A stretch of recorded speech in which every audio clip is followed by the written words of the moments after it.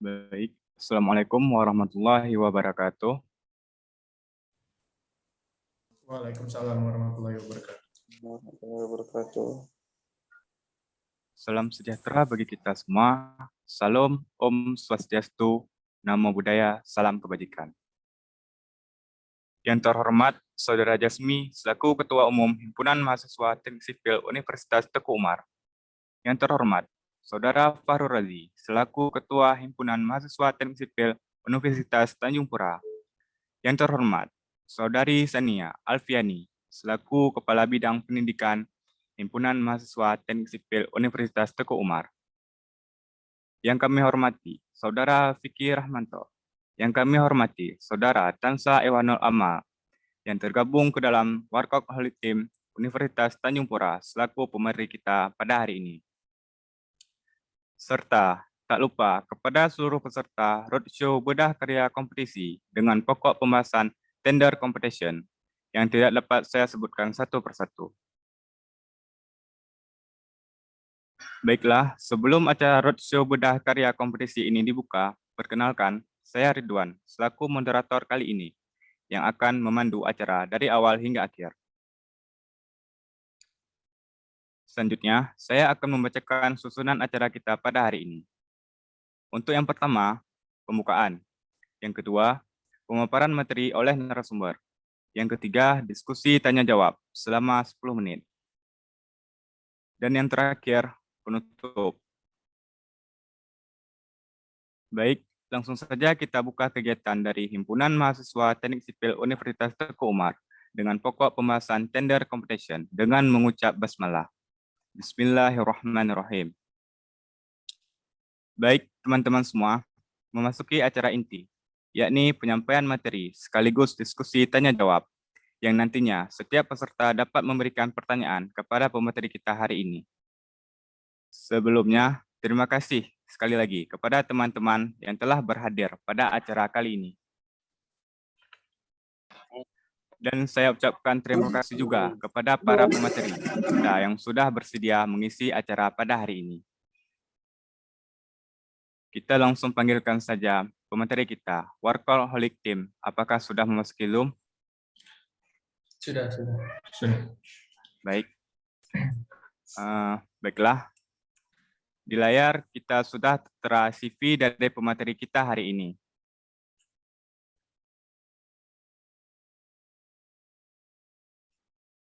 Izinkan saya untuk membacakan terlebih dahulu CV dari pemateri kita hari ini, di mana para pemateri kita adalah Workaholic Team dari Himpunan Mahasiswa Sipil Fakultas Teknik Universitas Tanjung Pura, di mana tim tersebut terdiri dari 3 anggota. Untuk yang pertama, ada Saudara Fikri Rahmanto. Beliau lahir di Pontianak, 4 Maret 2002. Beliau telah menempuh pendidikan sekolah dasar di SD Miss Al-Ikhwah, Pontianak, dan melanjutkan pendidikan di SMP Negeri 3 Pontianak, dan melanjutkan pendidikan di SMA Negeri 1 Pontianak. Beliau juga aktif di berbagai organisasi, di antaranya beliau pernah menjadi anggota Paskibraka SMA Negeri 1 Pontianak, dan beliau juga tergabung ke dalam anggota Himpunan Mahasiswa Teknik Sipil Untan. Beliau tergabung di Divisi Data dan Informasi. Yang kedua, Saudara Fahrul Razi. Beliau lahir di Sungai Pinyu, 5 Februari 2001. Beliau telah menempuh pendidikan sekolah dasar di SD Negeri 1 Sungai Pinyu dan melanjutkan pendidikan di MTS Al-Madani, Pontianak, dan melanjutkan pendidikan di SMA Mujahidin Pontianak. Beliau juga aktif dalam berorganisasi. Beliau pernah menjabat sebagai Ketua OSIS MTS Al-Madani Pontianak dan juga pernah menjabat sebagai Ketua OSIS SMA Mujahidin Pontianak, dan sekarang beliau menjabat sebagai Ketua Himpunan Mahasiswa Teknik Sipil Untan.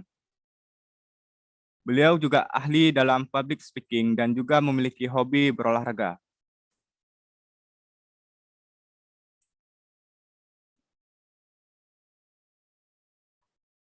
Yang ketiga ada Saudara Tansa Ihwanul Amal.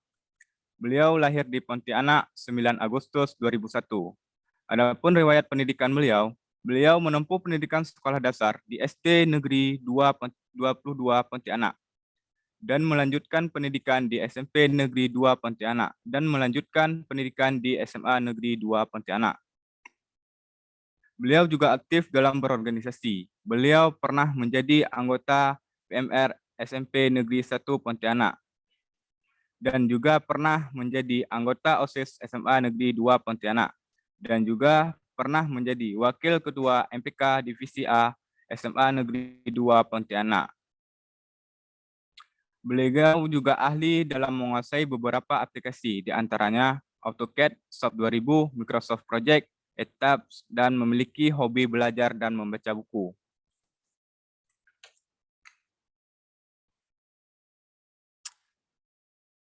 Baik, untuk selanjutnya, saya akan membacakan tata tertib pelaksanaan acara kita kali ini, di mana untuk poin A, akses ke Zoom akan dibuka 15 menit sebelum acara dimulai. Poin B, ID peserta dalam roadshow ini harus menggunakan nama asli, bukan nama perangkat atau nama institusi. Poin C, peserta yang mendapatkan akses ke Zoom harus berpakaian sopan dan berperilaku sopan saat roadshow dilaksanakan. Poin D, peserta sangat diharapkan untuk mematikan suara selama proses roadshow berlangsung. Poin E, semua peserta yang mengikuti roadshow melalui Zoom dapat mengajukan pertanyaan dengan cara mengetik tanya pada kolom live chat, lalu dilanjutkan dengan menulis nama, asal instansi, dan pertanyaan ringkas. Poin F, tanya jawab dilaksanakan dengan satu sesi selama 10 menit. Poin G, panitia pelaksana akan memilih pertanyaan yang diajukan selama sesi tanya jawab berlangsung. Poin H, sertifikat akan dibagikan bagi peserta yang mengikuti jalannya acara roadshow dari awal hingga akhir.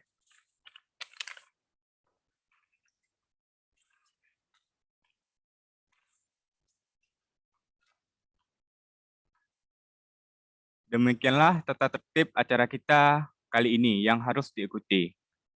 Langsung saja kita memasuki sesi penyampaian materi. Kepada Workaholic Team, tempat dan Zoom, saya persilahkan dengan segala hormat. Baik, terima kasih atas waktu yang diberikan. Sebelumnya saya mohon maaf dulu untuk izin share screen presentasi dari kami. Baik. Salah ya.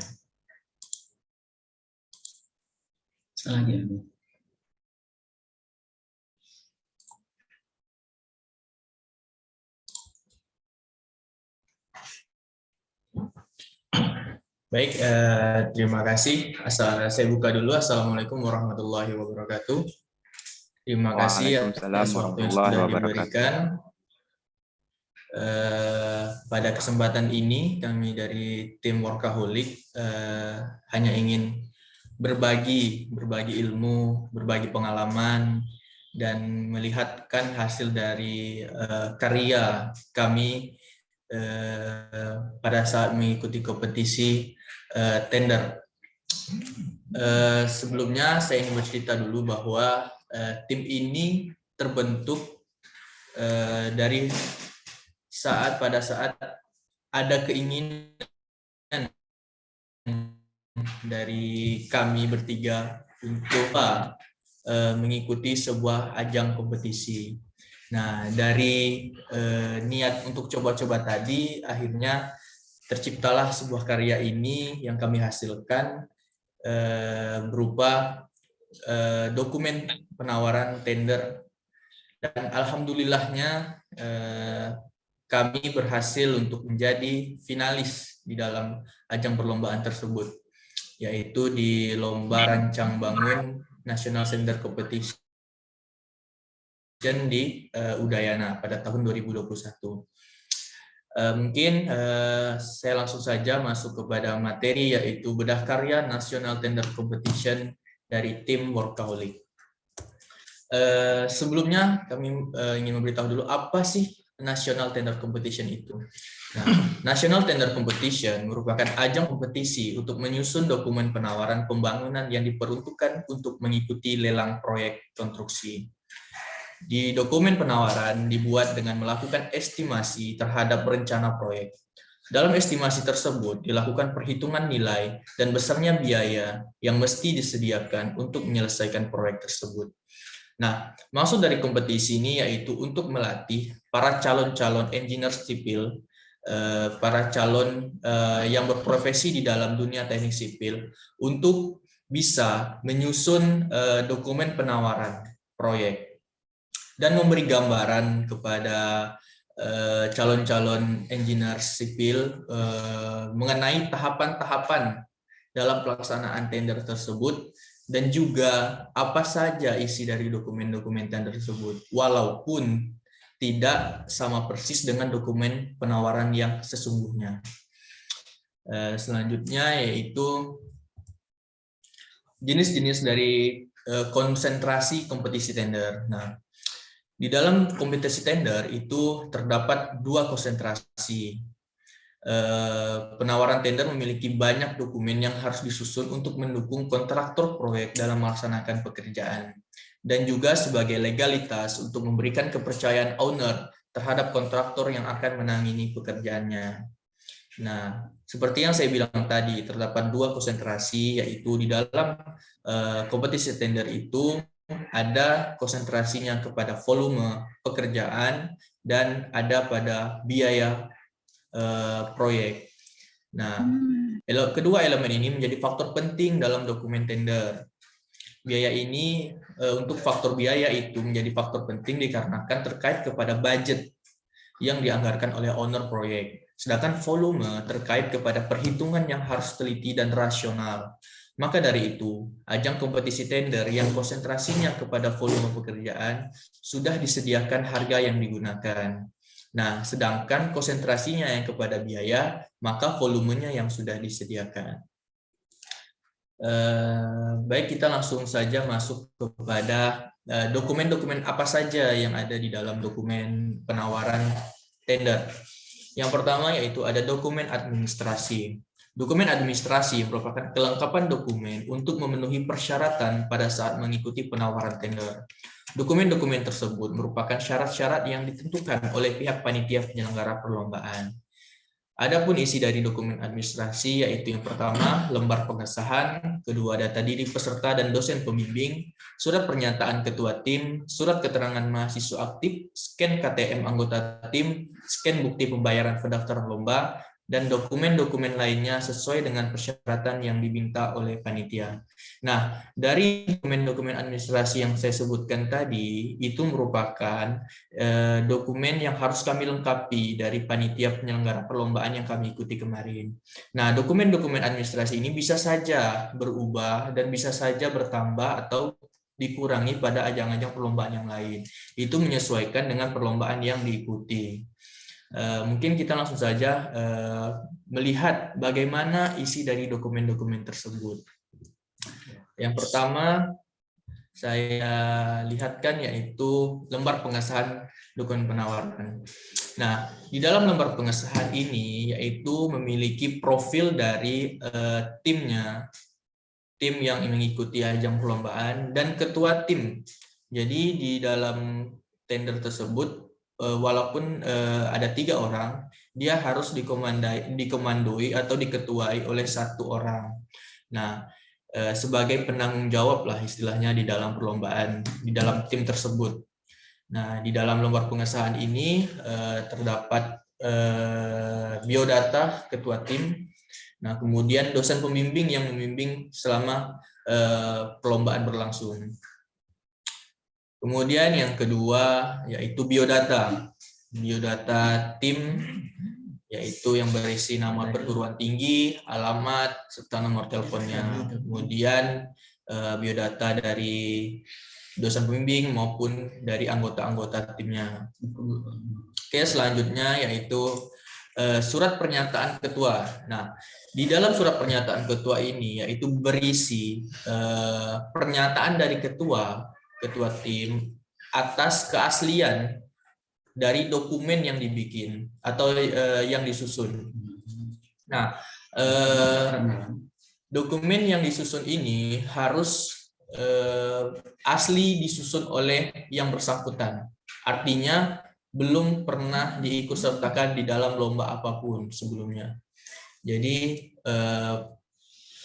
dokumen tersebut harus disusun pada saat lomba tersebut dilakukan. Selanjutnya yaitu surat keterangan masih aktif kuliah. Jadi di sini merupakan syarat dari penyelenggara agar memastikan bahwa anggota-anggota tim yang tergabung di dalam tim workaholic itu serta lomba tersebut adalah benar mahasiswa aktif yang masih kuliah dan diakui oleh pihak universitas. Nah, kemudian selanjutnya yaitu scan bukti pembayaran, scan kartu tanda mahasiswa. Nah, di sini untuk membuktikan juga bahwa mahasiswa yang bersangkutan masih aktif atau masih melanjutkan studinya atau dia masih berkuliah dan tidak cuti ataupun yang lainnya atau berhenti. Nah, di sini dibuktikan dengan kartu tanda mahasiswanya. Kemudian selanjutnya yaitu bukti pembayaran pendaftaran, bahwa peserta yang mendaftar tersebut telah mendaftar dengan memenuhi persyaratan yang ditentukan panitia, yaitu memenuhi dana untuk pendaftaran. Nah, dibuktikan dengan inilah bukti dari penyetoran uang pendaftaran tersebut. Mungkin selanjutnya akan disampaikan oleh rekan saya. Oke, jadi di sini saya ingin melanjutkan dari penjelasannya si Farul. Pertama tuh saya tuh dapat bagian ini jelasin dokumen penawaran biaya. Nah, bisa dokumen penawaran biaya nih isinya kayak surat penawaran, maksudnya kayak estimasi, perincian pekerjaan dan biaya yang diperlukan. Nah, di sini lah ini yang kayak dokumen-dokumen tuh isinya tuh kayak RAB, daftar harga, analisa harga. Nah, bisa dilihat di sini kan ada rencana anggaran biaya, analisa harga. Nah, kalau di sini RAB di kompetisi yang kita ikut ya, yang di Udayana, di sini nih RAB itu tuh masih dalam bentuk kosong gitu. Jadi volumenya tuh masih kosong. Nanti saya itu open lagi dokumennya. Jadi RAB-nya itu masih bentuk kosong. Cuman kalau analisa harganya tuh udah disediakan. Jadi dalam kompetisi ini nih kita tuh bermainnya tuh di volume. Bermainnya tuh di volume. Jadi kalau ada juga beberapa kompetisi itu yang mainnya tuh di harga. Mainnya di harga. Jadi kita mencari harga yang memang paling ekonomis dan juga volumenya tuh udah disediain. Jadi cuma kita main di harga. Kalau di sini kita mainnya di volume. Analisa harganya ini udah ditentukan dari panitia, dari koefisiennya, harganya. Jadi kita cuma nyari volumenya. Nah, sebelum itu dulu, sebelum masuk ke RAB ini pentingnya surat penawaran ya. Penawaran tuh surat pernyataan ini kita tuh sebagai pelaksana konstruksi. Nah, jadi kalau surat penawaran ini ya, kalau yang saya saya tahu gitu. Surat penawaran tuh bukan hanya di kompetisi, tapi kalau di penerapannya tuh juga harus ada surat penawaran. Nah, surat penawaran tuh isinya tuh bisa kayak gini. Nah, saya izin share ya dokumennya. Nah, surat penawaran tuh kayak pernyataan nih, kayak PT Workaholic ini mau nawar gitu. Misalnya proyek ini kita mau tawar dengan sekian berapa miliar. Nah, setelah dilakukan perhitungan, nah kita buat tuh surat penawarannya. Udah, surat penawaran tuh bisa dalam bentuk kayak gini. Apa yang kita cantumin, apa yang kita mau, apa yang menjadi bahan kita yang buat melanjutkan buat jelasin rencana anggaran biaya, itu tuh kita jelaskan di sini nih. Tapi secara singkat, enggak secara detail. Detailnya tuh bakalan ada namanya tuh rencana anggaran biaya. Nah, lanjut lagi.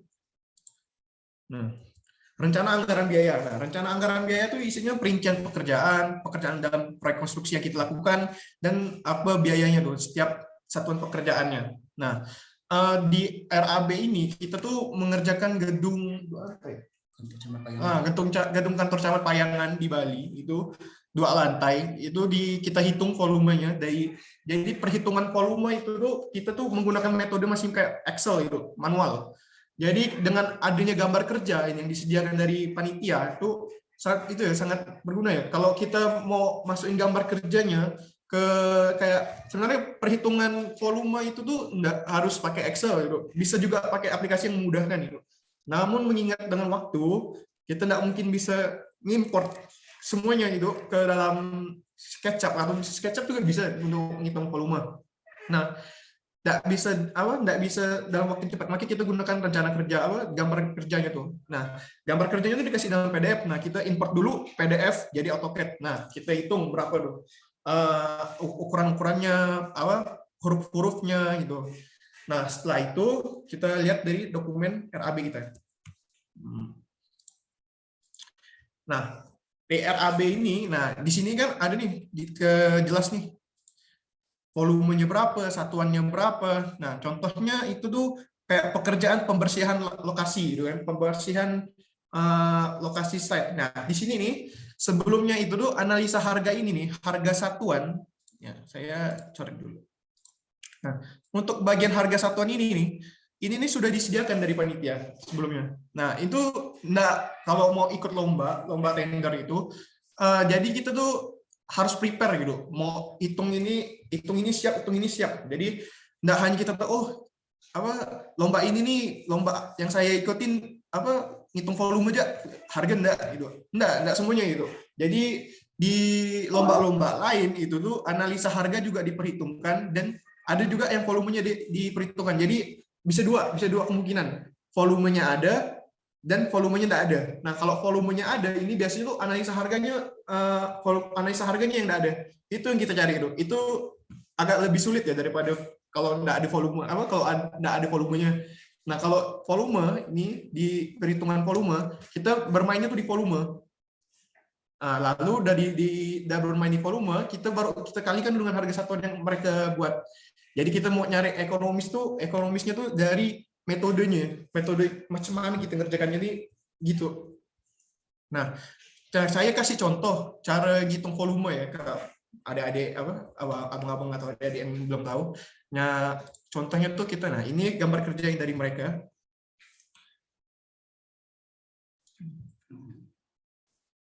Lokasi slide.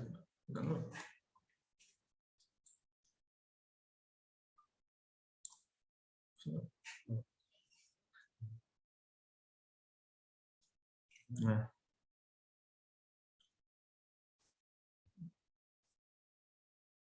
maaf ya, 3 lantai.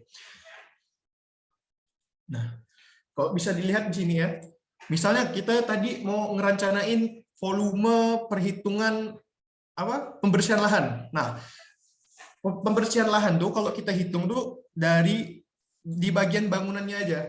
Jadi dihitung nih, kok kami cari ngitungnya itu, kami import dulu PDF ini ke AutoCAD. Jadi ini nih bisa dibuat garis nih, polyline. Kalau di AutoCAD itu namanya polyline ya. Dibuat garis polyline, diikutin garisnya di sini untuk di garis paling luarnya bangunan gitu. Nah, dihitung ini kondisi pembersihan lahannya. Nah, setelah itu kan nanti ada data area ya di properties itu kalau di AutoCAD ya namanya. Nah, itulah dinilai volumenya. Tadi itu sekitar 355 meter kuadrat, 325,5 meter kuadrat. Nah, lalu juga misalnya dalam pekerjaan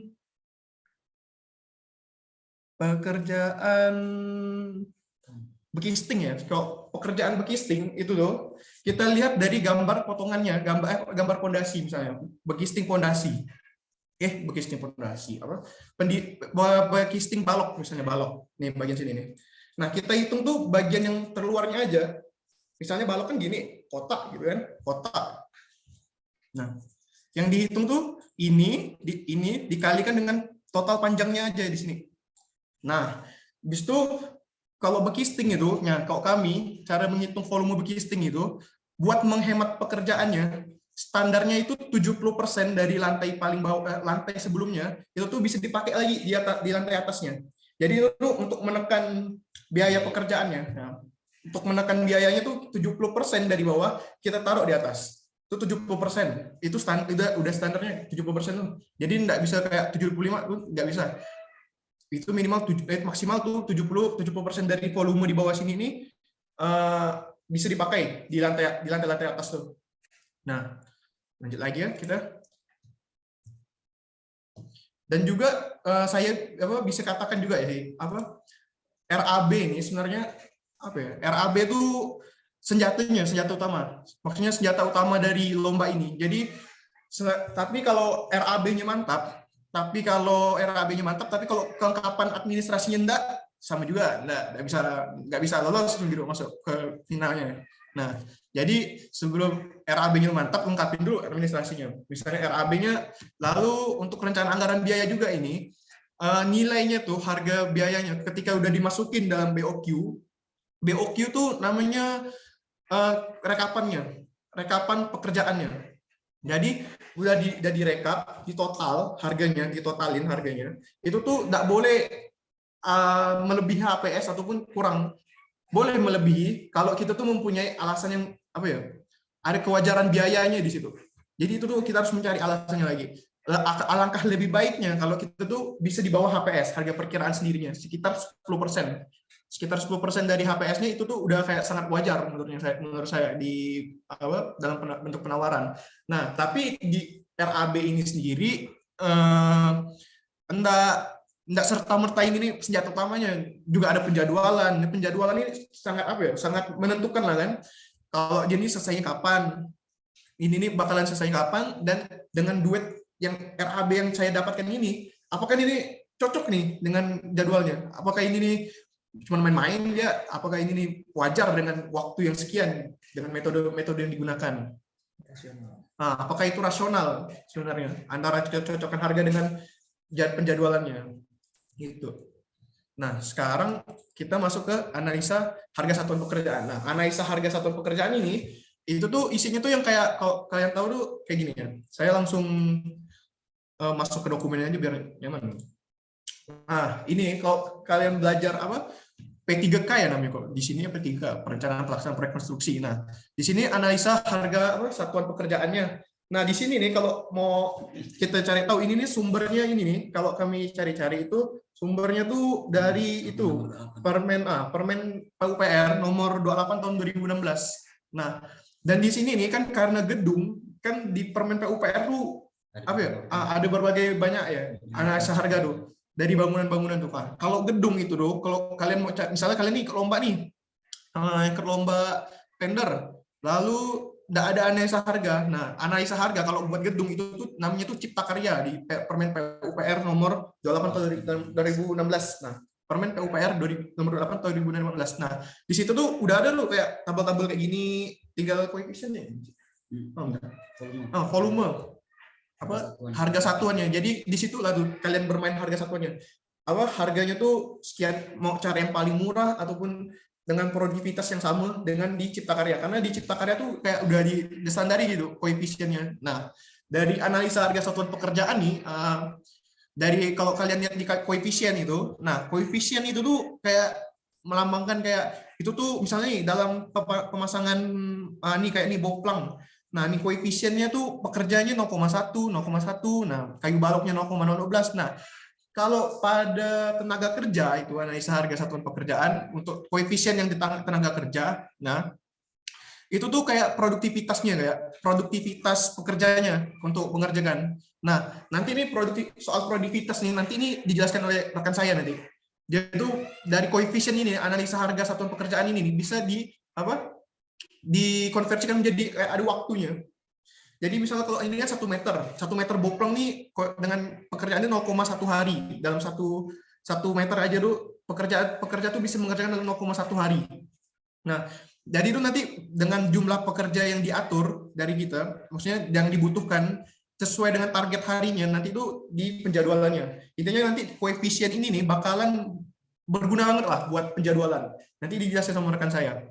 Nah, kalau yang bahan ini, untuk yang bahan, koefisien bahan ini jumlah kebutuhannya. Nah, misalnya kalau kita mau ngerjain 1 meter boplang ya, 1 meter boplang, 1 meter. Nah, itu tuh ngebutuhkan 0,012 meter kubik kayu balok, pakunya 0,02 kilo meter kubik, 0,07 meter kubik itu kayu papannya. Nah, itu 1 meter. Nah, kalau berdasarkan kita kan hitung lagi tuh di volume di bagian rencana anggaran biaya itu berapa volumenya. Nah, tinggal dikalikan aja volumenya tuh 0,012 dengan dikalikan volumenya. Itu udah dapat tuh kebutuhan buat kayu balok Nah, itu buat kayu balok udah dapat berapa meter kubiknya. Begitu juga yang selanjutnya. Gitu.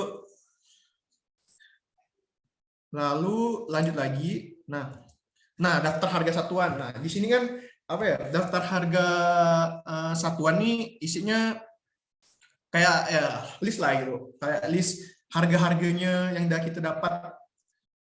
Bedanya kalau di sini, nah kalau di kami, di lomba yang kami ikutin ini, daftar harga satuan tuh udah disediain dari mereka. Nah, perlu diingatkan kembali kepada kalian nih buat yang mau ikut lomba RAB, lomba tender ini ya. Enggak semua kompetisi itu bakalan nyantumin daftar harga satuan. Nah, perlu pertimbangannya tuh untuk melakukan survei. Nah, survei misalnya kita lomba nih mau di Bandung, misalnya mau di Bandung lombanya kan. Nggak harus tuh kalian tuh harus ke Bandung kalau survei. Bisa juga nyarinya tuh di bagian web pemerintahan tuh ada biasanya. Itu biasanya ada. Lalu itulah dia pemerintahan. Nah, kalau bedanya kalau di sini kita nih daftar harga satunya udah disediain. Jadi kita tinggal pakai aja gitu. Begitu juga yang lain.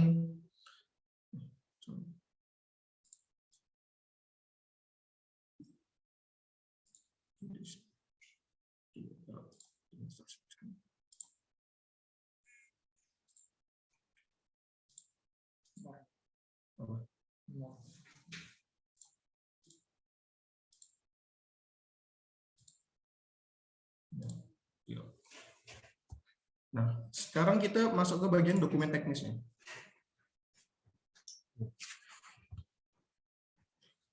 Nah, selain dokumen penawaran biaya, dokumen teknis ini juga salah satu hal yang penting karena dokumen teknis ini berisi tentang lampiran-lampiran yang menjelaskan tentang bagaimana proyek itu bekerja, penjadwalannya, pekerja-pekerjanya, spesifikasi umumnya, dan lain-lain.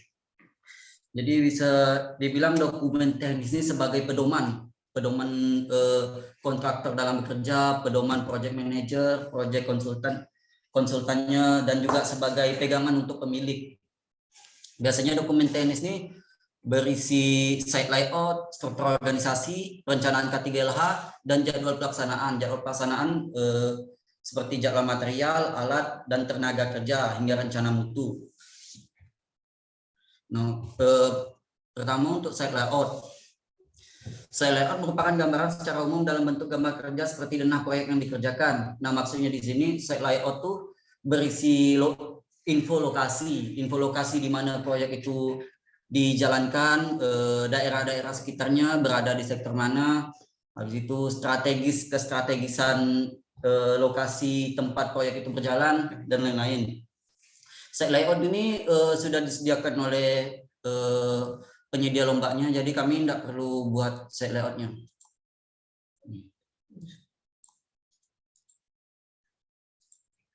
Untuk site layout. Nah, ini contohnya kayak proyek lokasinya, sekitarnya ini proyek lokasinya, daerah-daerah sekitarnya. Lalu lanjut, ada struktur organisasi. Bagian ini akan menjelaskan pihak-pihak yang berkontribusi pada jalan proyek. Jadi struktur organisasi ini berisi tentang penjelasan peran-peran orang-orang yang bertanggung jawab dalam proyek gedung kantor camat Payangan ini, seperti site manager, project manager, konsultan, kontraktor. Tugas dan tanggung jawabnya juga dijelaskan dalam struktur organisasi, harus mendetail. Karena struktur organisasi nantinya kalau dalam realisasinya bakal diserahkan ke pemilik. Pemilik yang bakal tahu, misalnya ada kesalahan dalam proyek, kita tahu siapa yang bertanggung jawab dalam bagian itu. Nah, contohnya ini struktur organisasi. Nah, ini ada project manajernya, manajer proyeknya yang menciptakan, yang membuat dan mengelola time schedule, jadwal material, jadwal tenaga kerja, dan lain-lain. Ada quality control, ahli K3 yang mengontrol keselamatan dan kesehatan pekerjaan di lapangan. Nah, saya jelaskan satu. Ada jabatan project manager, orang yang menentukan kebijaksanaan pelaksanaan jasa manajemen proyek konstruksi. Artinya project manager ini yang mengelola, istilahnya seperti kontraktor kalau di lapangan. Dia yang mengelola, dia yang tahu barang keluar masuknya, dia yang dia yang mengatur bagaimana progres pekerjaan disesuaikan dengan time schedule-nya. Jadi keseluruhan tanggung jawab proyek ada di project manager. Saya jelaskan satu karena waktu kita enggak cukup. Lalu ada metode dan teknologi pelaksanaan. Pada bagian ini dijelaskan setiap pekerjaan itu, misalnya pekerjaan beton, tahap-tahap apa yang dilakukan, bahan-bahan, spek bahan, spek mutunya seperti beton yang dipakai, misalnya FC 21,7 MPa menggunakan beton ready mix atau lain-lain. Nah, contohnya begini, pekerjaan persiapan, pengamanan, utilisasi dan pengukuran, papan nama pekerjaan, seperti istilahnya pendeskripsian setiap bidang, setiap pekerjaan. Setiap pekerjaan itu dideskripsikan lagi, misalnya pekerjaan persiapan, apa-apa yang dilakukan oleh tenaga ahlinya, apa tanggung jawabnya, administrasi dan dokumentasinya. Kalau pekerjaan beton juga ada nah, seperti ini, pekerjaan tanah meliputi penggalian tanah, organ pasir, ada juga kayak ini kayak begini, pagar kan setiap pekerjaan persiapan juga pasti buat pagar pengaman. Nah, spek bahannya tuh yang ditentukan oleh konsultannya tuh begini. Jadi itu ini harus dipatuhi, juga dipegang oleh pemilik. Jadi kita enggak asal sembarang ngasih barang. Lalu ada perencanaan K3LH, bakal dijelaskan oleh teman saya. Di perencanaan K3LH ini kayak K3 kesehatan dan keselamatan kerja ya. Tapi kalau K3LH ini nih fokusnya tuh enggak cuma di kesehatan pekerjanya gitu. Jadi K3LH tuh juga merencanakan kesehatan dengan lingkungan sekitarnya juga. Jadi begitu proyek ini nih berjalan, apakah itu berdampak dengan lingkungan atau enggak, keamanan dari kesehatan dari pekerjanya. Nah, kalau untuk dokumennya sendiri itu isinya, nah K3LH itu kan singkatan dari kesehatan, keselamatan kerja dan lingkungan hidup. Nah, isinya tuh kayak kebijakan K3LH-nya itu mematuhi K3LH ini penyakit menular. Nah, apalagi kalau misalnya ini kan misalnya proyek yang diangkatnya tuh itu memang proyek yang dikerjakan selama masa pandemi, itu wajib lu kayak diterapkan protokol kesehatan gitu, penyakit menularnya, mencegah adanya wabah penyakit menular. Lalu perencanaan K3LH. Nah, perencanaan K3LH ini nih harus juga berdasarkan peraturan-peraturan perundang-undangan ya tentang K3 di sebuah proyek gitu. Lalu ada pengendaliannya, nah program-programnya, sasaran. Nah, sasaran dari K3LH ini sendiri bisa juga sasaran K3LH-nya tuh bisa dalam juga karyawan dan juga bisa juga dengan lingkungan hidupnya. Nah, lalu program-program K3LH-nya, organisasinya itu dari emergensi, petugas P3K-nya, kebakarannya, petugas kebakaran. Nah, untuk contohnya kayak contoh bentuk dari dari perencanaannya, perencanaan K3LH itu sendiri. Nah, di sini nih ada dari kami tuh buatnya dari masing-masing pekerjaannya. Jadi setiap pekerjaan itu tuh dinilai mempunyai potensi untuk adanya bencana dari buat sifatnya itu K3. Nah, dari setiap pekerjaan itu sendiri, walaupun itu sampai pekerjaan persiapan, itu tuh penting bagi kami itu untuk mengidentifikasikan bahayanya. Nah, bahkan untuk pekerjaan persiapan ini sendiri, contohnya tuh kecelakaan dan gangguan kesehatan tenaga kerja akibat tempat kerja yang memenuhi syarat. Nah, lalu sasaran K3LH-nya tuh untuk melindungi lingkungan pekerja orang lain tempat kerja dari kecelakaan kerja. Semua sasaran K3LH-nya tuh sama untuk melindungi lingkungan pekerja dan orang lain. Nah, selain kita tuh mengidentifikasikan bahayanya, merencanakan identifikasi bahaya, tapi kita juga merencanakan bagaimana kita tuh mengendalikan identifikasi bahaya itu sendiri. Misalnya kalau tukangnya nih tergores atau luka, kita mau ngapain? Sebagai pihak penyedia jasa konstruksi. Nah, jadi kita penyedia jasa konstruksi itu juga menjadi penanggung jawab buat kesehatan kesehatan yang terjadi, masalah kesehatan yang terjadi pada tukang kita di lapangan. Nah, misalnya kalau contohnya buat yang di lingkungan hidup. Nih, contohnya ada di bagian ini. Di bagian nih, hilangnya daerah resapan air di sekitar proyek. Nah, ini nih harus dipikirkan karena apa? Nanti ketika bangunan gedung ini nih udah dibuat gitu kan, ada yang menangkal, misalnya mau coba menangkal apa ya resiko ini karena hilangnya daerah resapan air ini. Nah, kita tuh harus mengendalikan dulu risiko ini gimana nih caranya. Dengan kita melakukan penanaman kembali pohon-pohon seperti itu.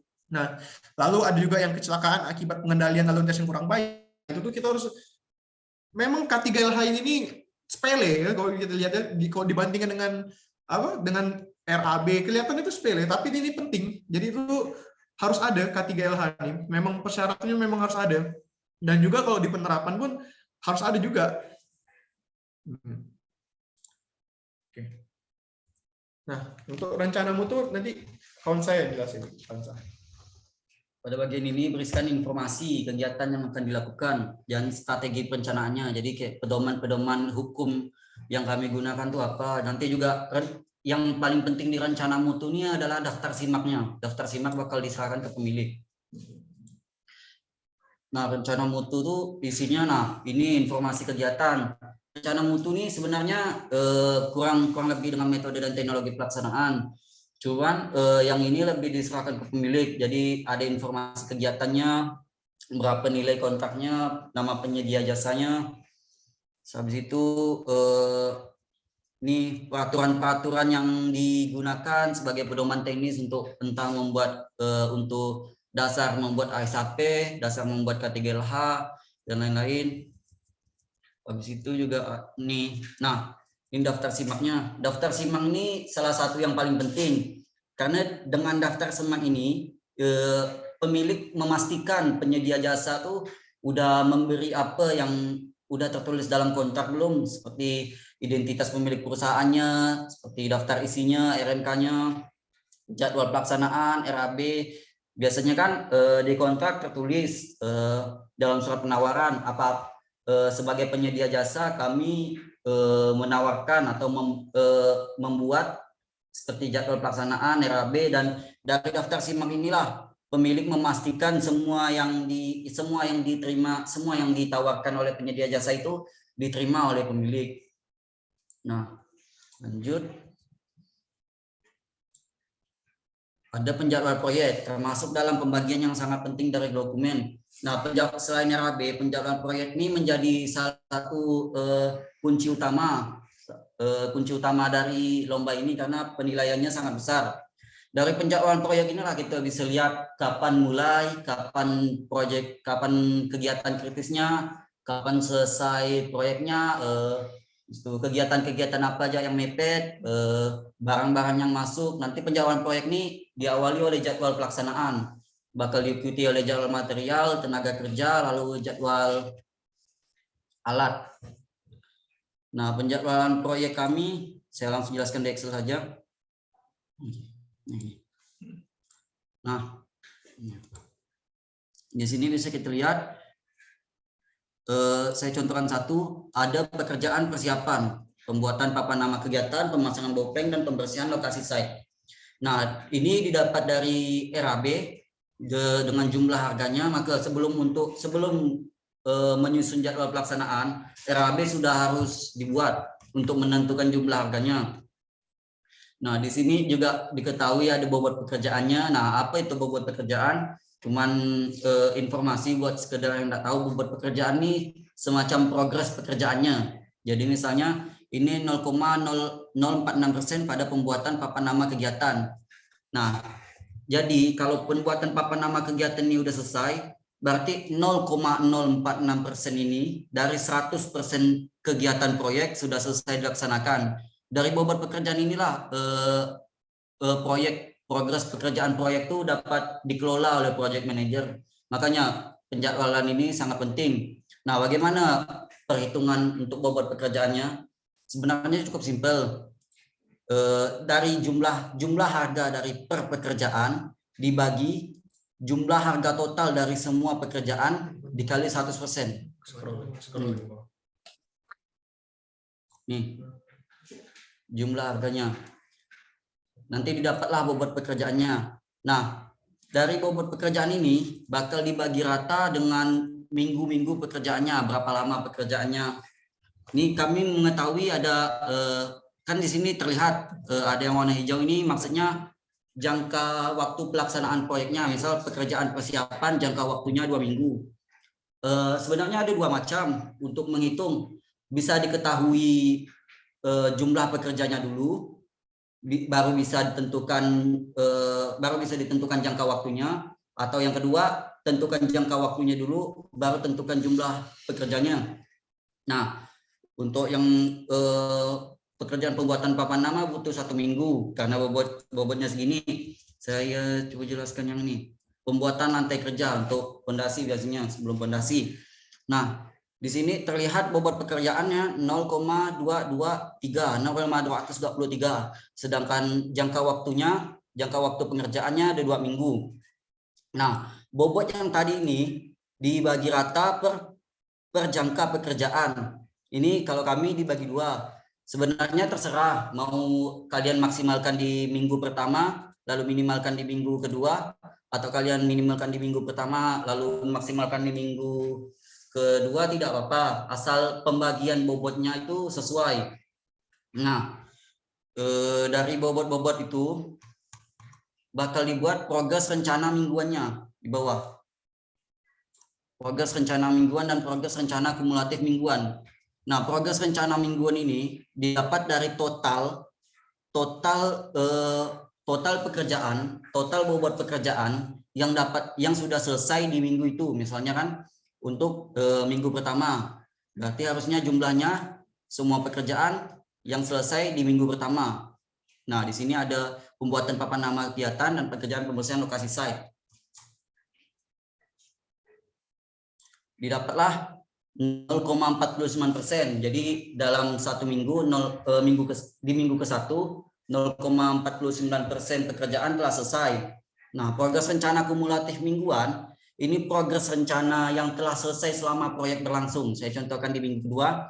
Minggu kedua sama seperti yang tadi, total dari semua pekerjaan itu ditambah jumlahkan. Nah, progres rencana kumulatif mingguan kedua berarti progres rencana proyek konstruksi yang telah selesai di minggu ke-1 dan di minggu kedua. Jadi kalau dari pengertiannya bisa kita bilang progres rencana kumulatif mingguan 1 ditambah dengan progres rencana mingguan yang kedua. Sama juga dengan yang ketiga, progres rencana kumulatif mingguan kedua ditambah dengan progres rencana mingguan ketiga. Nah, nanti progres rencana kumulatif mingguan ini bakal bernilai 100%. Sebelum membuat kurva S ini harus dicek. Kalau dia enggak boleh lebih, enggak boleh kurang. Kalau lebih atau kurang walaupun 0,001 itu tetap salah. Harus pas 100%. Tidak boleh lebih, tidak boleh kurang. Nah, nanti barulah dibuat kurva S-nya.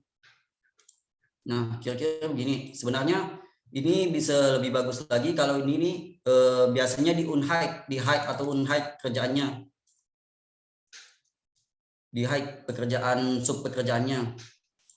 Nah, kira-kira kurva S begini, progres pekerjaannya bisa lihat dari makin lama makin naik karena pekerjaan kalau kurva S bentuknya kurva S bakalan makin bagus kalau semakin mendekati bentuk huruf S dan naik gini. Karena semakin lama kan pekerjaan semakin banyak yang selesai. Jadi harusnya ujungnya sudah mendekati maksimalnya. Nah, nantinya jadwal pelaksanaan ini bakal berpengaruh di jadwal material, jadwal alat, dan jadwal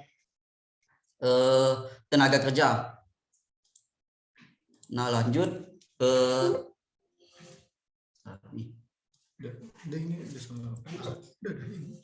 masuk ke jadwal material. Nah, lalu lanjut ke jadwal material. Nah, ini jadwal material utamanya sudah saya sebenarnya terserah mau Anda golong-golongkan tidak sesuai pekerjaan persiapan atau pekerjaan beton juga terserah. Asal ada keterangan barang masuk dan tiga warna di sini, ada kuning, ada warna hijau, dan ada warna merah. Nah, warna-warna ini sangat penting untuk menunjukkan kapan barang masuk, kapan barang itu sedang dikerjakan, kapan barang itu masuk dan sama-sama dikerjakan. Nah, saya jelaskan yang warna kuning ini artinya barang masuk di minggu itu dan barang itu juga dikerjakan di minggu itu. Nah, misal kayu balok, paku, dan kayu papan. Seperti yang kita tahu tadi, pekerjaan persiapan ada pembuatan papan nama kegiatan dan pekerjaan bopeng. Nah, begitu barang masuk di minggu ke-1, papan nama kegiatan dan bopeng bisa dicicil, bisa dibuat sampai minggu kedua, walaupun menunggu pembersihan lahan. Nah, begitu juga dengan yang pekerjaan lantai kerja, pekerjaan beton rapat lantai, itu juga bisa disambil. Nah, habis itu yang warna merah, ini barang masuk tapi tidak dikerjakan. Cuman sebagai jadwal kapan barang itu masuk. Jadi jadwal material ini bakalan menjadi pedoman untuk project manager kapan barang itu harus dipesan, kapan barang itu masuk. Paling tidak barang itu masuk seminggu sebelum atau minggu saat pekerjaan tersebut berlangsung. Nah, di sini yang hijau ini artinya barang sedang dikerjakan. Nah, bisa kita lihat di sini ada besi polos atau besi ulir. Nah, kenapa jangka waktunya panjang dari yang datang sama yang dikerjakan? Kenapa tidak dikuningkan di sini? Kami memprediksi kemungkinan terburuk. Jadi kemungkinannya dalam realisasi di lapangannya, kemungkinan besi ulir tidak mungkin datang tidak di minggu ini, datang di minggu ini atau datang di minggu ini, di minggu ketiga atau di minggu keempat. Jadi kami agak jauhkan sedikit agar tidak terjadi kegiatan kritis. Jadi untuk ngatur-ngatur mana waktu yang harus ditekan, mana waktu yang pekerjaannya bisa dilambatkan itu lebih mudah. Jadi lama.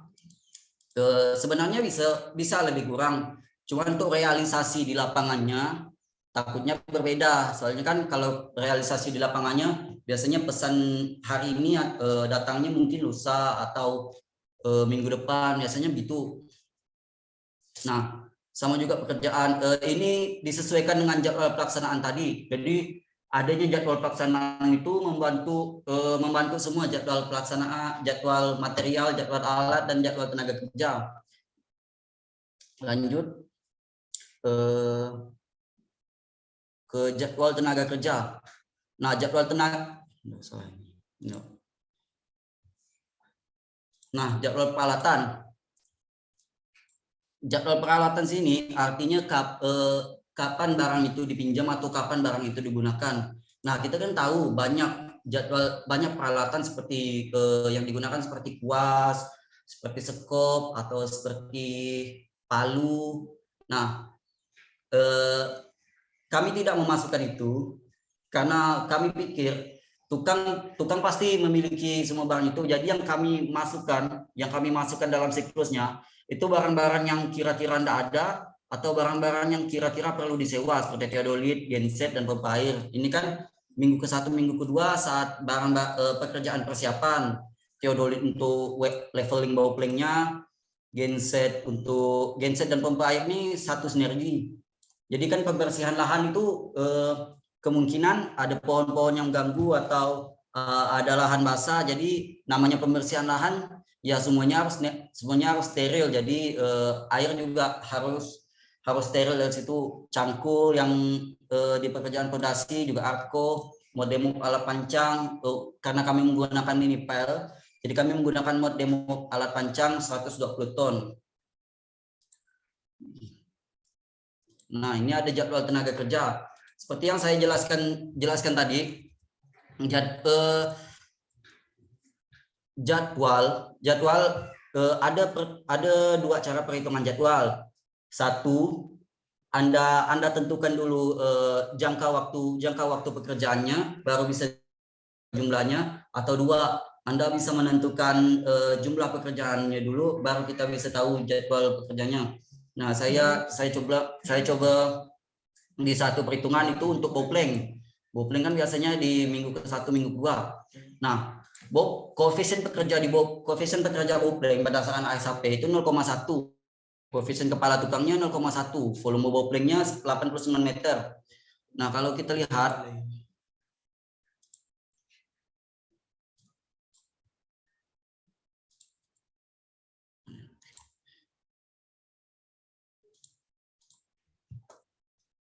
Nah, kita lihat tukang kayu dan pekerjanya koefisiennya 0,1.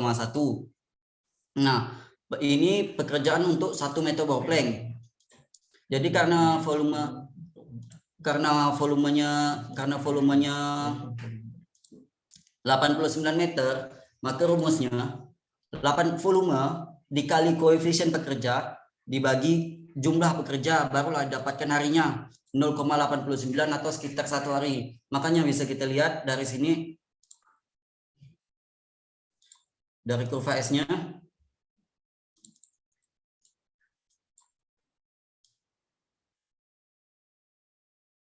Nah, pekerjaan boplank saya samakan dengan pekerjaan beton lantai kerja dan pekerjaan beton rapat lantai, karena pemasangan boplank itu hanya berkisar 1 hari dalam seminggu ini. Jadi sisa-sisa pekerjaan boplank, sisa-sisa hari pekerjaan boplank bisa digunakan untuk galian, untuk beton lantai kerja dan beton rapat lantai. Manajemen seperti ini yang bakal dinilai oleh para panitianya. Bagaimana kita memodifikasi koefisiennya, bagaimana kita memodifikasi hari atau tanggal pekerjaannya kan. Soalnya kalau di sini tanggal pekerjaannya itu harus selesai selama 210 hari. Kami paskan 210 hari karena kami tidak mau ada kegiatan kritis atau kegiatan yang harus ditunda-tunda atau dipaksa-paksa. Nah.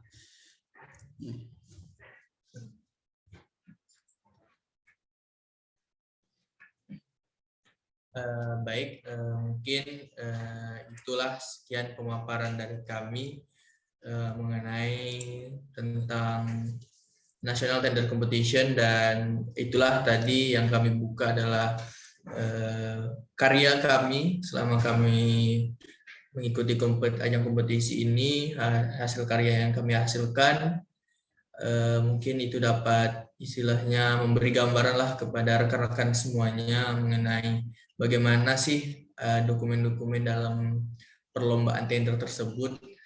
Dan kami tekankan lagi bahwa ini merupakan kompetisi, tendernya, dokumen penawarannya di dalam kompetisi, bukan tender yang sesungguhnya. Artinya masih banyak dokumen-dokumen lain yang harus dilengkapi lagi mengenai dengan tender yang sesungguhnya. Di sini adalah sebagian kecil atau hanya gambaran kecil mengenai bagaimana sih tender tersebut. Nah, mungkin saya kembalikan ke moderator untuk sesi tanya jawab.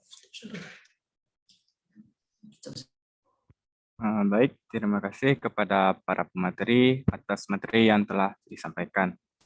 Untuk acara selanjutnya memasuki sesi tanya jawab. Untuk pertanyaan dapat diketik pada kolom live chat, lalu dilanjutkan dengan menuliskan nama asal, instansi, dan pertanyaan ringkas. Baik, sepertinya sudah ada beberapa pertanyaan yang masuk di kolom live chat Zoom.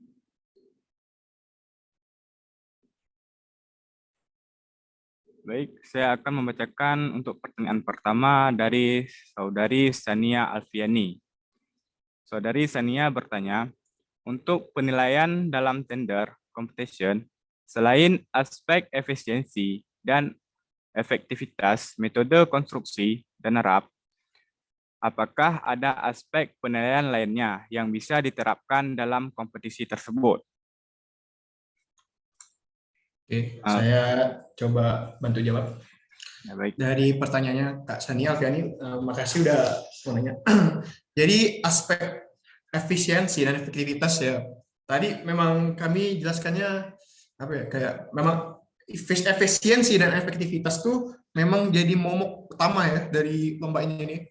Tapi tidak memungkinkan ada penilaian yang lain. Nah, itu yang saya bilang kemarin dulu. Yang saya bilang tadi. RAB bagus, kalau kelengkapan dokumennya itu enggak lengkap, itu tuh juga menjadi penilaian. itu ada bobotnya. Misalnya aspek penilaian dari lomba ini nih ada kelengkapan dokumen administrasi, kerapiannya itu apa, kerapian dari ketikannya, tulisannya itu tuh kan ada ditentukan dari tornya biasanya di bagian pamfletnya. Jadi aspek penilaian itu enggak tok-tok nengok apa, enggak cuman ngelihat oh harganya sekian nih 7 miliar di bawah HPS, sikat habis ambil nih RAB-nya masukin final. Enggak. Itu ada juga fontnya, misalnya kalau fontnya itu enggak sesuai, itu juga penilaian. Dia jadi berapa koinnya. Kalau enggak lengkap, kalau ini saya juga kasih tahu kalau kelengkapan administrasi satu dokumen aja enggak lengkap, itu langsung 0 nilainya biasanya. Kalau di lomba kami itu langsung 0. Jadi perlu diperhatikan juga kelengkapan administrasi itu perlu dipertimbangkan sangat betul-betul. Jadi begitu nanti RAB udah jadi, volume selesai, penjadwalan selesai, kurva S bagus, penjadwalannya juga udah bagus, harga proyek yang kita dapat sekitaran di 10% dari HPS, tapi ketika kelengkapan administrasinya nggak sesuai, ataupun misalnya rupanya fontnya yang dipakai bukan Times New Roman, ataupun Comic Sans MS, ataupun yang lain, yang sesuai dari panitia, itu langsung itu ada penilaiannya kalau nggak sesuai dengan persyaratan mereka. Apalagi kalau sampai kelengkapan dokumen administrasinya tuh nggak ada. Misalnya KTM nggak di-scan, habis itu lembar pengesahan nggak ada, surat penawaran juga nggak ada. Nah, jadi kelengkapan dokumen itu sangat saling mensupport. Walaupun RAB-nya udah bagus, ya, RAB-nya udah bagus nih, nilainya nih, nilainya sekian miliar. Rupanya lupa ngasih lembar pengesahan. Aduh, kan langsung 0 itu nilainya kan. Jadi persentase nilainya tuh ada juga di situ. Walaupun enggak lengkap, belum tentu juga menggagalkan gitu. Tapi itu tuh penting poin itu tuh. Nah, jadi semoga menjawab pertanyaan dari Mbak Sania Alfiani. Boleh lanjut selanjutnya, pada moderator. Terima kasih kepada pemateri yang sudah menjawab pertanyaan dari Saudari Sania Alfiani. Bagaimana Saudari Sania, apakah sudah jelas? Sudah cukup jelas. Baik. Kita lanjut ke pertanyaan kedua. Pertanyaan kedua dari Saudari Suci Alinda. Saudari Suci Alinda bertanya, ketika kakak-kakak mengikuti tender competition, apakah analisa harga satuannya diberikan semuanya untuk semua harga, dan apakah ada harga tersiran untuk beberapa barang yang tidak terdaftar di daftar analisa harga satuan? Ya, mungkin maksudnya harga satuan yang tidak ada mungkin ya. Analisa harga satuan yang pekerjaan yang tidak punya analisa harga satuannya mungkin. Nah, untuk pekerjaan analisa harga yang tidak ada analisa harga satuannya itu kami biasanya banyak cara. Salah satunya ada lansam. Kami harus mengetahui jasa-jasa atau barang-barang yang ada di daerah itu. Nah, biasanya barang-barang itu seperti yang tidak tertera di daftar harga bahan, seperti sewa konkret bank komplit atau sewa alat ekskavator dan lainnya, itu tidak ditaksir, tapi harus berdasarkan barang-barang dan survei-survei dari daerah tersebut. Tidak berdasarkan daerah, misalnya daerah Bali, Anda ingin mencari misalnya yang kami susah itu tempelan batu alam andesit, itu tidak ada di daftar harga satuan barangnya, jadi harus kami survei. Nah, itulah gunanya dosen pembimbing. Biasanya ada pengalaman atau ada ilmu, biasanya ada diberitahu kayak tempelan batu alam andesit di Bali ini dari tahun terakhir nih sekian harganya. Nah, itu tidak ditaksir, itu harus disurvei, harus berdasarkan daerah tersebut, berdasarkan harga benar-benar di daerah tersebut. Jadi tetap dimasukkan dan bukan harga taksir, tetapi harga survei. Jadi penting juga peran dosen pembimbing di situ ya. Jadi tidak cuma gitu doang yang ngerjain. Jadi dosen pembimbing juga harus mengarahkan gitu. Jadi misalnya kalau kita nggak tahu, silahkan coba kita kayak apa nih? Kita kan misalnya di Pontianak gitu ya. Kan kita di Pontianak nih ngerjainnya buat proyek yang di Bali. Nah, kita kalau nggak nyari di website pemerintah, kemungkinan kita juga konsultasikan ke dosen pembimbing kami kan, berapa harganya Bu, sekian sekian gitu kan. Baru kita dapat harganya gitu. Apakah sudah menjawab dari pertanyaan Mbaknya Suci Alinda? Baik, sudah cukup jelas, Kak. Nah, baik, mungkin kita lanjutkan ke pertanyaan berikutnya. Pertanyaan dari Saudari Livita. Saudari Livita bertanya, apa saja kendala-kendala yang terjadi ketika tim workaholic saat mengikuti lomba? Baik, mungkin saya izin menjawab pertanyaan dari Mbak Livita Hanum. Nah, kendala-kendala yang kami hadapi yang lumrah lah istilahnya di dalam mahasiswa jika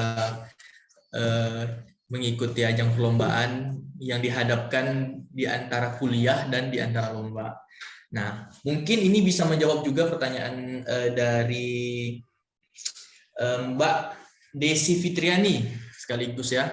Jadi berapa lama waktu yang dibutuhkan di dalam kami menyusun lomba tender ini.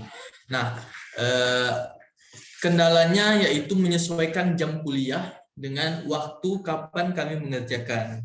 Nah, selain kami kuliah, kami juga banyak tugas-tugas. Nah, disitulah kesulitan kami di dalam mengikuti perlombaan. Nah, untuk durasi waktu selama perlombaan itu ada timeline-nya yang ditentukan oleh panitia. Jadi kami menyusun dokumen ini selama 1 bulan penuh. Nah, di situ kami istilahnya membagilah sedikit-sedikit waktu untuk mengerjakannya, tetapi tidak setiap hari. Kami menentukan hari-harinya, kami janjian kapan ketemu, di mana tempatnya, kemudian jamnya. Nah, kemudian pada saat kami mengerjakan, itu kami membagi porsinya. Nah, dikarenakan di sini banyak dokumennya, jadi kami membagi karena di sini 3 orang, jadi yang satunya mengerjakan volume, kemudian yang satunya mengerjakan dokumen administrasi atau dokumen penawaran, kemudian yang satunya mengerjakan terkait dengan perencanaan ketiga LH-nya. Nah, di situ kami bagi. Kemudian kendala yang kedua yaitu kami ini mengikuti lombanya itu di semester 4. Nah, di sini di Universitas Tanjung Pura, khususnya di program studi teknik sipil, itu di semester 4 kami belum mendapatkan sepenuhnya materi atau materi kuliah yang berkaitan dengan lomba ini, yaitu berkaitan dengan manajemen konstruksi. Nah, disitulah kesulitan kami ketika kami belum mendapatkan materi kuliahnya, kemudian kami sudah mengikuti lomba. Nah, disitulah kami meminta bimbingan dari dosen pembimbing untuk bisa mengarahkan kami dikarenakan kami belum mendapatkan materi kuliahnya, sehingga kami masih awam lah istilahnya di dalam menyusun dokumen ini. Jadi peran dosen pembimbing di situ sangat kuat untuk kami agar kami bisa menyelesaikan dokumen penawaran ini dalam jangka waktu 1 bulan penuh. Nah, kemudian faktor yang ketiga ini pasti yaitu rasa malas atau istilahnya rasa jenuh selama 1 bulan mengerjakan, walaupun memang kami di awalnya sudah berniat untuk mengikuti lomba ini, tapi ada kalanya kami merasa jenuh istilahnya karena ada kesusahan, kesulitan yang membuat kami hampir ingin putus asa, tapi itulah karena di sini ada 3 orang dan kami ini saling menguatkan di antara ketiganya, kemudian juga peran dari dosen pembimbing, akhirnya dokumen ini dapat kami selesaikan dan kendala-kendala tersebut dapat kami lewatkan. Mungkin apakah ini dapat menjawab pertanyaan dari Mbak Desi Fitriani dan Mbak Livita Hanum. Jadi izin nambahin. Jadi di sini ya kan dengan kendala-kendala ini kan gunanya kerja sama tim lah gitu kan. Dan juga kendalanya tuh apa ya, kami ini kan tiga anggota ya, timnya masing-masing punya pendapatnya masing-masing gitu kan, dalam volume terutama tuh ya, itu volume. Jadi harus ada unsur kepercayaan lah antara tiga itu, karena nggak mungkin kan kita ngitungin proyek nih, volumenya satu pekerjaan tuh semuanya kita mau tiganya, kita harus berbagi. Jadi kita harus saling percaya. Jadi kendalanya tuh nggak percaya dengan hitungan kawan kita masing-masing. Nah, disitulah challenge-nya. Nah, challenge-nya kita tuh harus percaya, mau percaya nih kawan kita sama-sama masing tim ngitung volume, ngitung harga, buat perencanaan ini, itu tuh harus percaya kita ngitungnya. Dia ngitung itu betul. Nah, itu sih. Semoga bisa menjawab Mbak Livita. Bagaimana Saudara Livita Hanum dan Saudari Desi, apakah sudah jelas? Alhamdulillah sudah jelas. Terima kasih atas tanggapannya.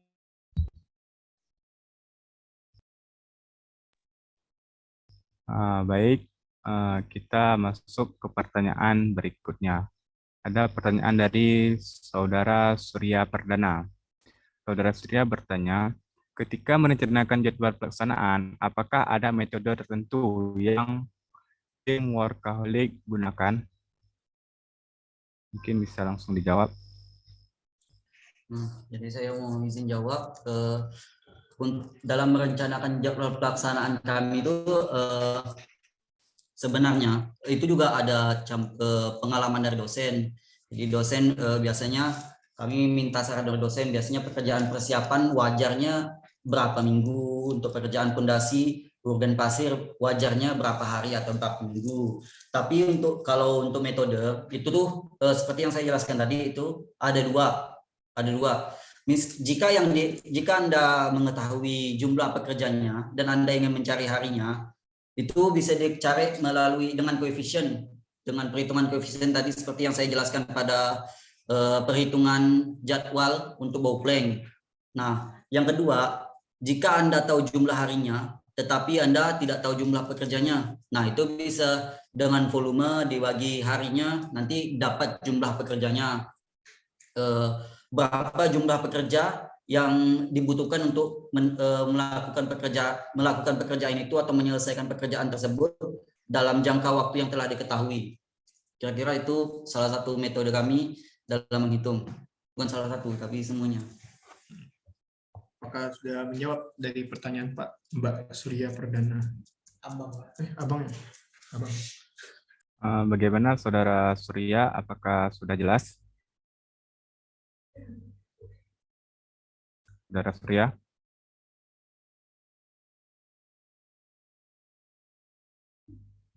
Mungkin Saudara Surya lagi memiliki masalah gangguan pada jaringan. Baik, saya akan melanjutkan ke pertanyaan berikutnya dari Saudara Ferizeta. Saudara Ferizeta bertanya, apakah ada skill-skill tertentu yang harus dikuasai dalam mempersiapkan diri untuk mengikuti tender competition? Mungkin kepada pemateri bisa langsung dijawab. Jadi saya mau jawab pertanyaan dari Mbak Ferry Zeta, Pak Thomas. Nah, ini untuk skill, sebenarnya skill apa ya? Bukan skill sih, kayak pengetahuan dasar umum lah gitu. Kayak skill AutoCAD tuh setidaknya harus paham lah bagaimana kita tuh mengubah gambar PDF menjadi gambar AutoCAD. Jadi itu ada beberapa gambar di PDF itu, kalau misalnya di PDF kan itu dia tidak mencantumkan ukurannya gitu. Jadi kita harus mempertimbangkan ukuran itu tuh di AutoCAD. Nah, jadi harus ada skill ya. Sebenarnya kalau AutoCAD ya, kalau kita mahasiswa teknik sipil itu udah kayak makanannya ya, makanan desain grafis itu AutoCAD itu kayak udah makanan kita lah sehari-hari. Jadi kalau tugas-tugas gambar kan pakai AutoCAD biasanya. Lalu skill-skillnya yang kayak pengetahuan yang harus kita ketahui itu kayak istilah-istilah tukang gitu ya, istilah-istilah seperti kayak barang-barang gitu ya, kayak lantai unpolished, Polis dan unpolis. polis. Nah, itu kan harus tahu loh unpolish dengan unpolish tuh gimana, biasanya tuh dipakai di ruangan mana, itu tuh itulah namanya skill-skillnya ya, bukan skill ya, pengetahuan sih, lebih ke pengetahuan. Nah lalu juga harus mengetahui apa ya, dikuatkan dalam perhitungan ya, kayak matematikanya harus kuat, sehingga sebenarnya hitungan-hitungan dari RAB, hitungan-hitungan volume itu tuh sebenarnya matematika dasar sebenarnya. Matematika dasar, jadi kita cuman kelola aja, itu tambah kali bagi gitu ya. Jadi kita cuman melihat dari analisa gambar. Jadi skillnya tuh ya itu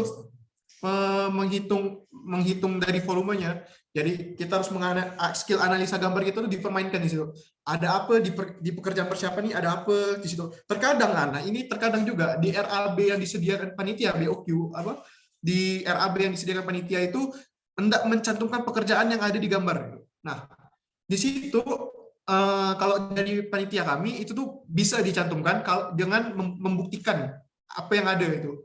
Nah, disitulah kita punya digunakan skill analisa gambarnya dari gambar itu.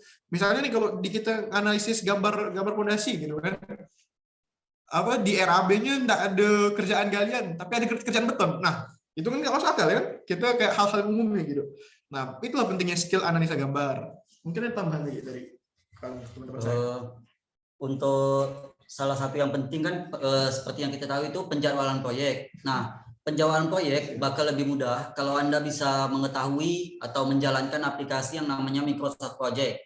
Nah, dengan Microsoft Project ini penjadwalan yang Anda buat itu atau penjadwalan yang Anda rencanakan itu bakal lebih teratur karena di Microsoft Project bisa diketahui urutan-urutan pekerjaannya sama seperti Excel, hanya saja Excel lebih ke manual. Kalau project itu memang dikhususkan untuk melakukan untuk membuat penjadwalan proyek seperti kurva S.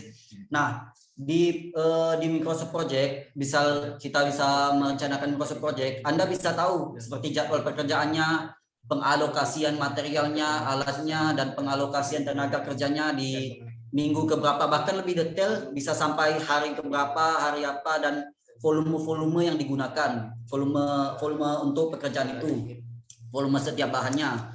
Juga ada kalau di Microsoft kegiatan kritis itu juga dari analisa di Microsoft Project-nya. Saya ada memasukkan sedikit di Microsoft Project, sehingga kami tahu jadwal-jadwal mana yang harus kami kelola, harus kami tekan pengerjaannya atau harus kami perluas pekerjaannya. Jadi begitu. Jadi dengan Microsoft Project penjadwalan Anda bakal lebih teratur, lebih terencana, lebih terancang, dan lebih baik lah. Mungkin itu tambahan tuh dari Mas Tansa. Jadi itulah mungkin bisa menjawab pertanyaan dari Mas atau Mbak Ferry Zeta. Bagaimana Saudara Ferry Zeta? Apakah sudah jelas? Saudara Ferry Zeta?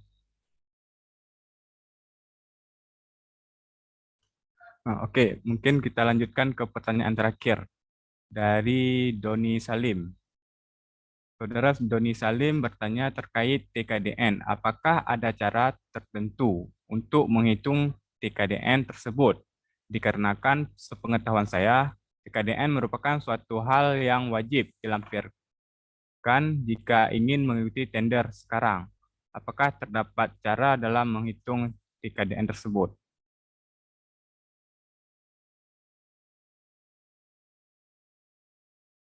Baik, Pak Menteri bisa langsung dijawab.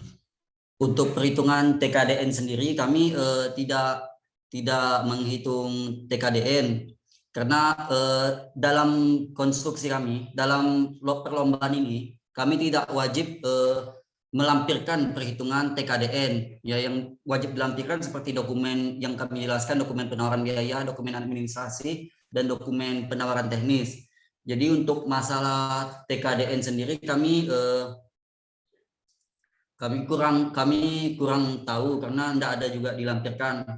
Kami cuma menghitung progres pekerjaan biasa, bahan-bahannya, masuknya, progresnya biasa seperti itu. Kemana? Mungkin ya dari Mas Farul ada. Oke, baik. Mungkin saya cuma menambahkan. Jadi terkait dengan TKDN. Sebenarnya kami juga baru mendengar istilah ini ketika Mas yang bertanya tentang ini. Mungkin kami belum bisa memberi jawaban yang pasti mengenai TKDN dikarenakan keterbatasan ilmu yang kami miliki. Mungkin ini bisa Mas bisa tanyakan kembali kepada memang orang yang berkompeten atau orang yang mengetahui tentang TKDN tersebut. Dikarenakan jika kami mencoba menjawabnya pun dengan keterbatasan ilmu yang kami miliki, kami takutnya nanti malah salah untuk menjelaskan tentang TKDN tersebut. Nah, berkaitan dengan dokumen kami ini,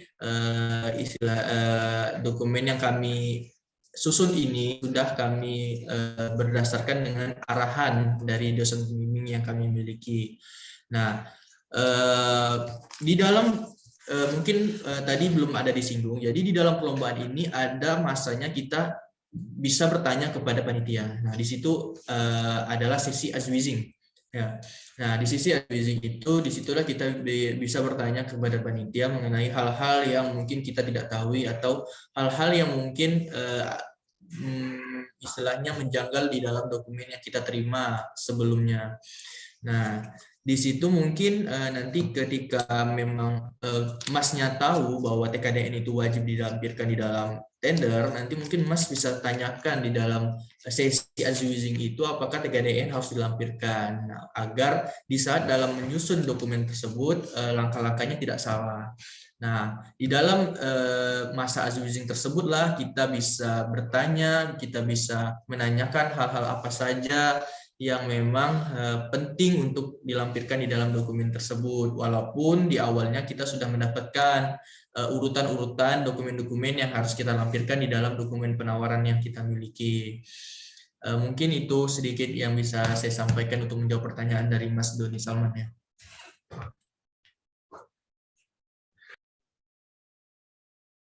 Bagaimana Saudara Doni Salim, apakah sudah jelas?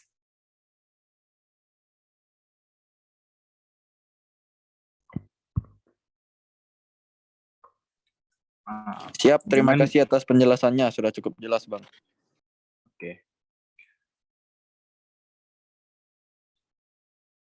Dengan berakhirnya pertanyaan tadi, maka berakhir pula sesi tanya jawab kita kali ini. Baik, kita sudah memasuki penghujung acara. Dari penyampaian materi yang telah disampaikan para pemateri tadi dapat disimpulkan bahwa tender competition merupakan perlombaan tentang metode konstruksi dan rancangan anggaran biaya proyek yang efisien dan spesifik seefektif mungkin. Yang poin B, konstruksi utama dalam tender competition adalah pada volume dan biaya pekerjaan.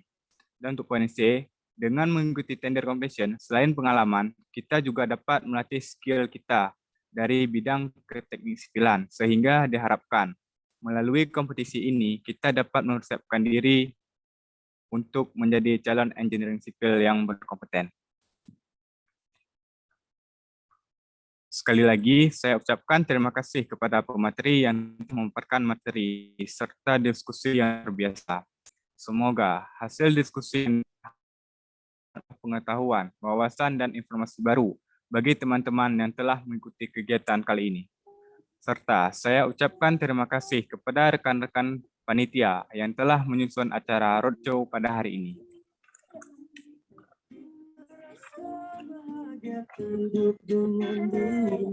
Dan juga terima kasih kepada seluruh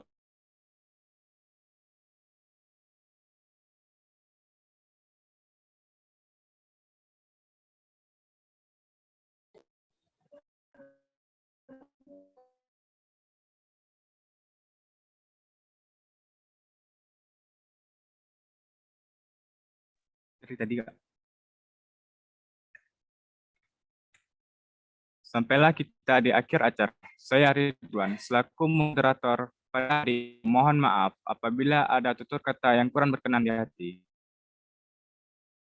Sekian, mari kita tutup acara roadshow kali ini dengan bacaan wabillahi taufiq wal hidayah. Wassalamualaikum warahmatullahi wabarakatuh. Waalaikumsalam. Waalaikumsalam warahmatullahi wabarakatuh. Terima kasih Mas Vicky, Mas Farul, sama Mas Kansa yang udah jadi pemateri.